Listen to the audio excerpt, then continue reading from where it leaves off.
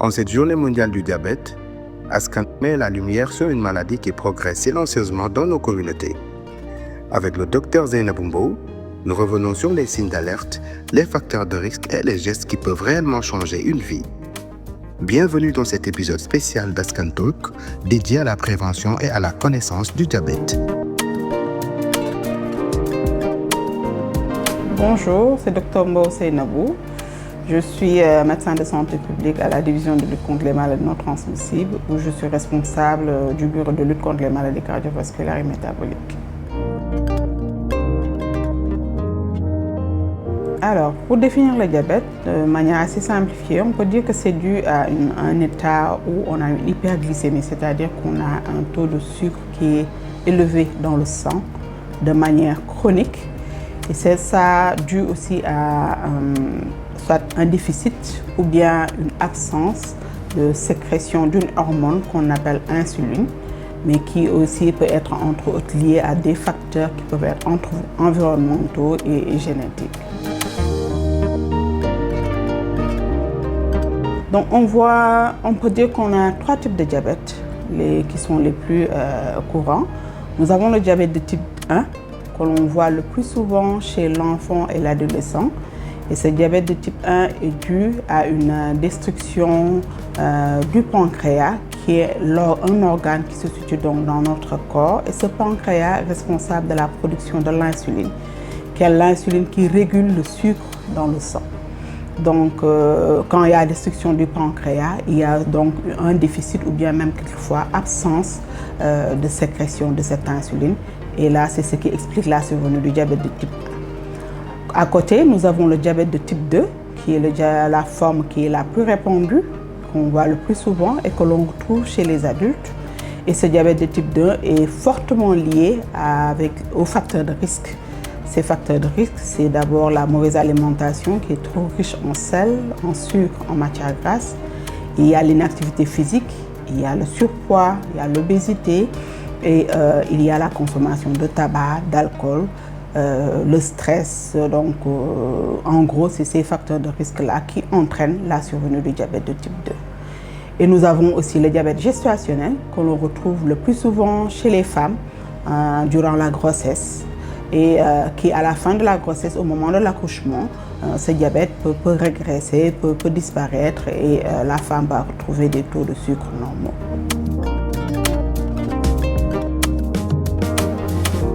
Alors, ce qu'il faut dire ici, c'est que le diabète est souvent asymptomatique.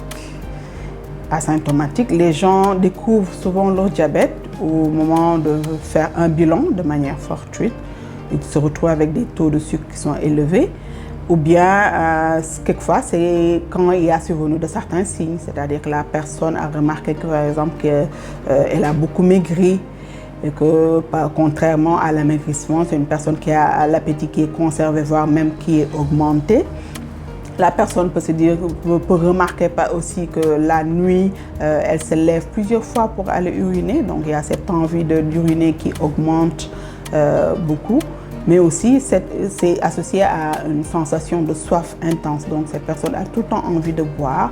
Et quelquefois, on peut retrouver aussi des signes de fatigue chez cette personne ou bien une personne qui présente des abcès à répétition ou bien une plaie qui tarde à guérir, ou bien un flou visuel. Donc, c'est des signes quelquefois qui peuvent vraiment ne pas faire penser au diabète.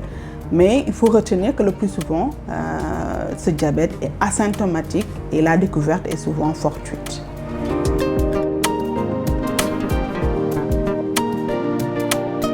Oui, le diabète ne fait pas mal parce que tout simplement, c'est une maladie qui est sournoise.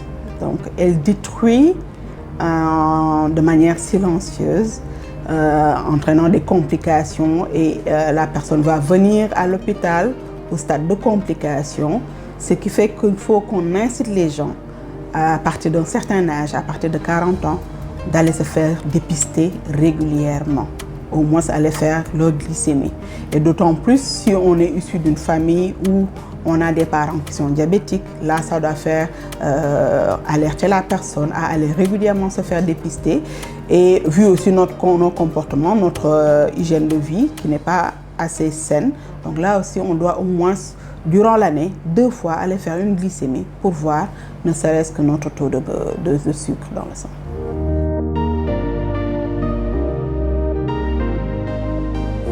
Pour les personnes déjà diagnostiquées, ce qu'on leur conseille de faire, c'est vraiment de respecter les rendez-vous auprès des professionnels de santé qui les suivent, de respecter les traitements qui leur sont prescrits, aussi bien les médicaments qu'ils prennent, si c'est aussi des injections à prendre comme l'insuline aussi, il faut respecter, mais aussi respecter les conseils hygiéno-diététiques qui sont donnés par les prestataires de santé qui suivent ces patients, c'est-à-dire avoir une bonne hygiène alimentaire, revoir son alimentation, manger moins gras, moins sucré, moins salé, associé à une activité physique régulière.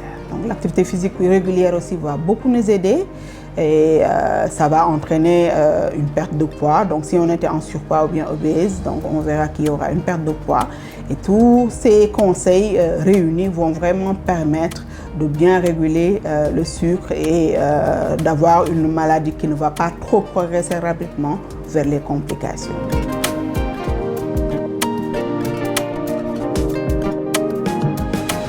Alors, c'est vrai que souvent on lit diabète et sucre, mais comme je l'ai dit tout à l'heure, il y a d'autres facteurs de risque qui interviennent.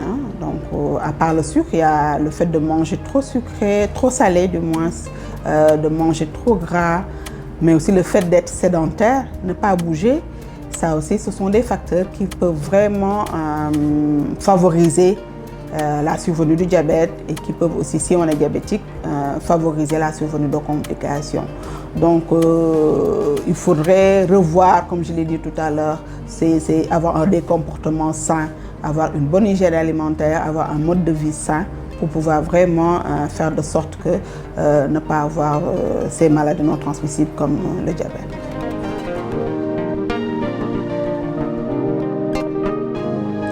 Les jeunes adultes sont exposés à la malbouffe. Donc, comme vous le voyez actuellement, nous avons la pullulation de tout ce qui est fast food, junk food. Et malheureusement, ces jeunes sont très accros à ce type d'alimentation, ce qui entraîne un surpoids, une obésité. Et à côté de ça, les jeunes aussi sont très accros aux écrans. Quand on est accro aux écrans, donc on ne bouge pas trop, on devient sédentaire. Et ces deux facteurs associés vont favoriser la survenue du diabète. Donc tout à l'heure, je disais qu'on voit le diabète de type 1 chez les enfants et les adolescents, mais il faut dire qu'on a aussi le diabète de type 2 qu'on voit maintenant chez les adolescents et les jeunes, parce que tout simplement, ces ados et jeunes sont exposés à ces facteurs de risque qu'on vient de lister.